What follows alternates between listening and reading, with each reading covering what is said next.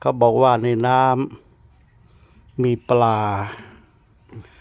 ในป่าช้ามีเห็ดตับเต่าแต่นิ่มเก็บเมื่อเช้าล้างเนี่ยนี่นูล้างให้สะอาดแล้วก็ใส่ถุงหรือลวกไว้มั่งนิ่มเนาะเห็ดตับเต่าขึ้นอยู่ริมเถาหญ้ายานางบอกเห็นกำลังดอกกำลังตูมก็ไม่แก่เนาะ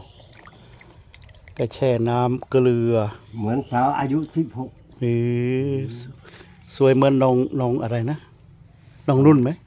น้องนุ่นสวยกว่าเหนื่อยเลยสุดยอดเลยใครอยากกินก็มาเอาเด้อ